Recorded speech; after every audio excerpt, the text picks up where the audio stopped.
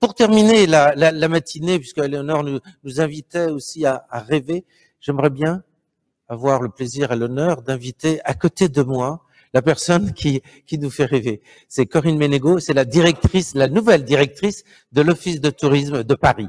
Office de tourisme et des congrès de Paris. Corinne. Quelle lourde tâche, il faut que je vous fasse rêver encore un peu. Alors, je suis particulièrement heureuse d'être là aujourd'hui parce qu'en plus, on a une relation personnelle presque effectivement avec l'AMFORT puisque j'ai dirigé Équipe Hôtel pendant 10 ans et j'ai eu le plaisir d'accueillir de nombreux congrès de l'AMFORT sur Équipe Hôtel. Donc, c'est un secteur que je connais bien et j'ai rejoint effectivement l'Office du tourisme et des congrès de Paris depuis maintenant 4 mois. Donc, je fête pratiquement mes 4 mois aujourd'hui avec vous, donc c'est pas mal. En tout cas, on est ravis effectivement de vous accueillir à Paris. Bien évidemment, Paris reste une ville, vous le savez, une des plus attractives au monde. Donc, je ne vais pas vous en refaire l'article. Mais cela dit, je crois que c'est important aussi, juste pour vous rappeler, l'année 2018 a été absolument exceptionnelle pour l'ensemble du secteur, avec une croissance de près de 5% effectivement du nombre de touristes que nous avons accueillis à Paris, ce qui fait quasiment 48 à 50 millions. Donc, ce qui nous fait un bon petit pas en avant vers les 100 millions effectivement pour le territoire dans quelques années. Quelques mots-clés quand même, vous le savez, mais c'est vrai qu'on est la capitale de l'art, de la culture, on l'a dit, on a un nombre de musées assez impressionnant. On est également la capitale de la mode, du shopping, du luxe évidemment, de la romance, ne l'oublions pas, mais également du développement durable, on en a parlé, des événements sportifs, c'est un vrai sujet aujourd'hui de tourisme aussi, facteur d'attractivité pour nous aujourd'hui. Et puis bien évidemment, sujet qui nous ramène au sujet du jour, la gastronomie, on en a beaucoup parlé, c'est un levier d'attractivité touristique fort sur lequel on capitalise évidemment énormément, sur lequel on souhaite investir encore plus et sur lequel du coup la vision effectivement de la formation est d'autant plus importante.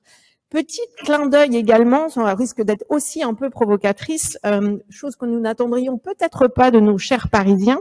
Nous sommes aujourd'hui qualifiés d'une ville la plus accueillante, avec quasiment 80% de nos visiteurs qui nous trouvent très accueillants. Donc 94% d'entre eux sont contents d'être venus et expriment un taux de satisfaction très important. Et enfin, ils sont à 90% contents de l'information touristique qu'on leur donne. Donc on va féliciter mes équipes sur le sujet qui y contribuent. Mais en tout cas, ça fait effectivement partie aujourd'hui des critères importants d'accueil, en tout cas de la ville. Et bien évidemment, les formations y contribuent. Vos étudiants tous y contribuent, toutes les écoles y contribuent, toute la filière y contribue, tous les professionnels y contribuent. Ça fait partie de nos missions au sein de l'Office du tourisme, mais c'est vrai que c'est clé pour le développement de demain. C'est clé aussi bien en formation, mais encore une fois, j'aimerais insister sur 2 autres sujets qui sont la passion et le talent.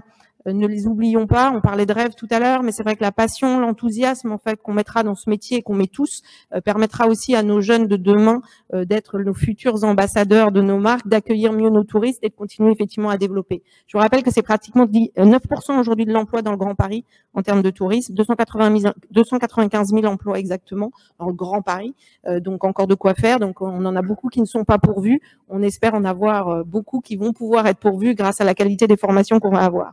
Enfin, dernier point avant de conclure, nous avons un gros enjeu que nous allons partager aussi, qui est 2024. Alors j'espère qu'on n'attendra pas le prochain cinquantenaire pour réaccueillir l'AMFORT, mais nous avons effectivement les JO 2024 avant, qui est un gros enjeu pour nous en tant que ville, mais également en tant que territoire, puisque c'est un multisite entre guillemets français, qui nous permettra aussi, j'espère, d'être un événement fédérateur et d'embarquer, je dirais, l'ensemble de la profession, donc vous tous, y compris à nos côtés, pour être encore plus performants, pouvoir assurer effectivement à Paris un vrai héritage touristique pour les années qui suivront ensuite. Donc voilà, merci beaucoup et j'espère effectivement vous revoir très bientôt et très bon anniversaire.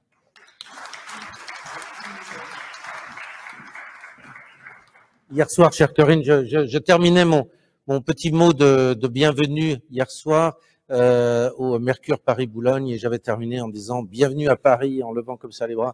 Merci à toi d'être avec nous et nul doute que notre séjour va très bien se passer.